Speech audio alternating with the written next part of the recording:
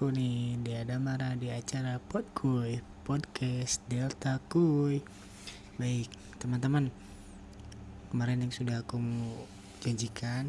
Nah kali ini aku bakalan jelasin nih terkait dengan fitur-fitur yang ada di aplikasi Mobile JKN.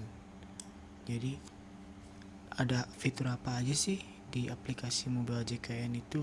Waduh, kalau aku lihatnya ini banyak sekali fitur-fitur yang ada di aplikasi Mobile JKN ini. Nah, sebelum kita masuk ke materi, aku mau tanya nih ke teman-teman, udah pada download belum aplikasi Mobile JKN? Nah, kalau misalkan belum, yuk download sekarang juga. Dan nih kita sama-sama kita kupas aplikasi Mobile JKN ini terdapat fitur apa aja sih. Nah baik, untuk yang pertama nih aku mau jelasin dulu ya. Yang pertama itu ada fitur pendaftaran peserta baru. Nah, menu yang disediakan agar calon peserta dapat melakukan pendaftaran peserta PBPU atau BP. Apa sih PBPU itu? Nah, PBPU atau BP itu adalah segmen kepesertaan BPJS Kesehatan yang singkatannya adalah peserta bukan penerima upah, atau yang biasa kita sebut peserta mandiri atau bukan pekerja. Nah, jadi di sini teman-teman yang belum terdaftar sebagai peserta JKN, khususnya yang mandiri, bisa banget nih daftar melalui aplikasi Mobile JKN. Jadi nggak perlu ribet-ribet datang ke kantor BPJS Kesehatan, udah jauh, terus misalkan menyita waktu kalau misalkan hujan-kehujanan. Nah ini kalau dari aplikasi Mobile JKN, teman-teman cukup lewat gadget dan bisa diakses di mana aja gitu teman-teman, sangat mudah dan simpel kan. Nah, selanjutnya ada fitur informasi peserta. Di fitur informasi peserta ini dapat menampilkan informasi kepesertaan peserta dan anggota keluarga. Jadi teman-teman kalau misalkan nih mau berobat ke salah satu paskes yang terdaftar di kepesertaan JKN teman-teman, dan misalkan nggak tahu nih paskesnya, lupa misalkan atau gimana. Nah, di sini teman-teman bisa tahu fitur informasi peserta. Di situ ada status kepesertaan, paskes yang terdaftar, dan juga kelas yang terdaftar, kelas berapa. Nah, gitu teman-teman. Sangat simpel kan, dan sangat memudahkan teman-teman dalam mengecek status kepesertaan. Selanjutnya nih kita bahas ya. Selanjutnya ada fitur perubahan data. Jadi menu yang tersedia untuk melakukan perubahan data ini meliputi perubahan NIK, dimana khususnya juga terkait dengan khusus bayi baru lahir nih dengan NIK yang sudah terdaftar pada Dukcapil, peralihan jenis kepesertaan menjadi peserta PBPU mandiri, perubahan nomor handphone, alamat email, alamat surat, pindah FKTP, dan pindah kelas. Baik, jadi teman-teman, untuk perubahan data ini, nah jadi bisa juga teman-teman misalkan nih dari perusahaan dan sudah tidak bisa bekerja lagi, nah teman-teman bisa merubahnya ke peserta PBPU atau mandiri. Jadi teman-teman bisa mengubahnya. Dan juga misalkan nih vaskesnya mau diubah, bisa juga lewat aplikasi Mobile JKN. Dan pindah kelas juga bisa melalui aplikasi Mobile JKN.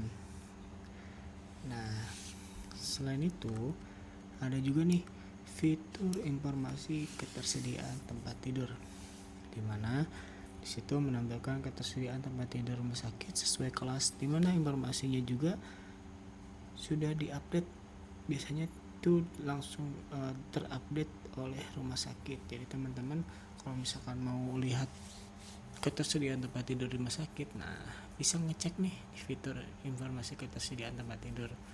Jadi teman-teman misalkan ada informasi kamarnya penuh, nah tolong disampaikan juga ke pihak rumah sakit, ini di aplikasi Mobile JKN tersedia, tapi kenapa penuh. Nah, ini bisa dikonfirmasi ke pihak rumah sakitnya ya teman-teman.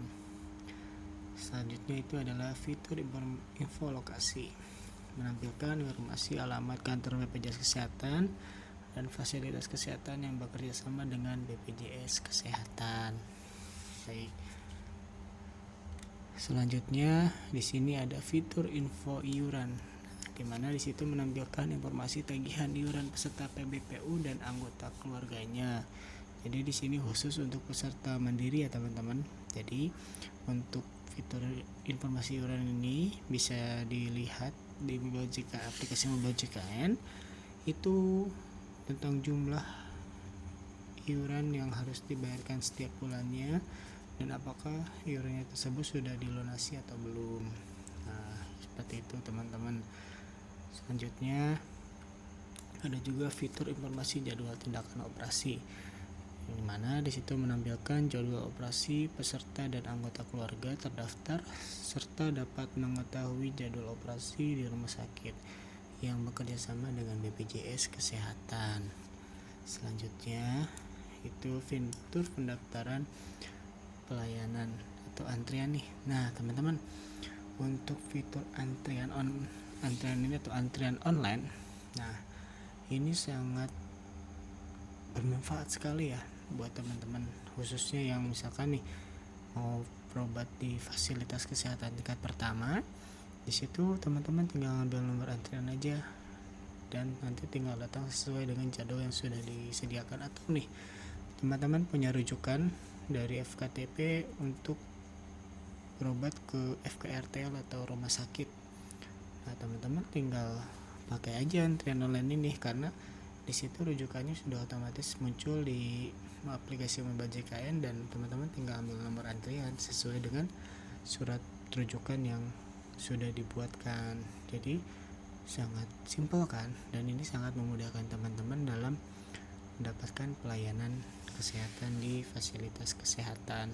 Wah, sangat luar biasa sekali ya, luar biasa teman-teman. Baik, selanjutnya yaitu fitur pendaftaran auto debit. Nah, di sini ada fitur pendaftaran auto debit teman-teman. Jadi teman-teman kalau misalkan nih sibuk dengan aktivitasnya sampai lupa membayar iuran tiap bulannya, di situ teman-teman bisa menggunakan fitur pendaftaran auto debit. Jadi iurannya itu teman-teman tidak harus kelupaan. Jadi setelah daftar auto debit, maka otomatis iurannya akan langsung terpotong dari rekening yang dibayarkan. Tapi dengan catatan, rekening yang didaftarkan itu saldonya harus terisi ya teman-teman.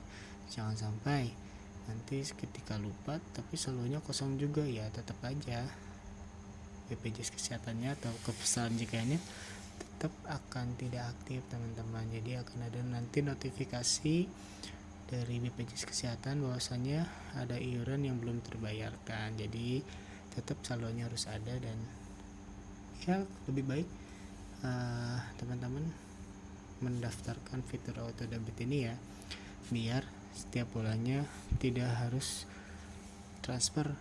Misalkan sudah harus beli listrik, bayar air, bayar internet, bayar cicilan itu ini, ketimbang bayar JKN lupa. Nah, itu nanti bisa menyebabkan kepesertaannya nonaktif, dan biasanya nih ada denda layanan selama 45 hari bila mana nanti teman-teman mendapatkan pelayanan di fasilitas kesehatan tingkat lanjutan atau saat rawat inap. Jadi jangan sampai ada denda layanan ya teman-teman, karena denda layanan itu muncul ketika ada tunggakan iuran seperti itu teman-teman.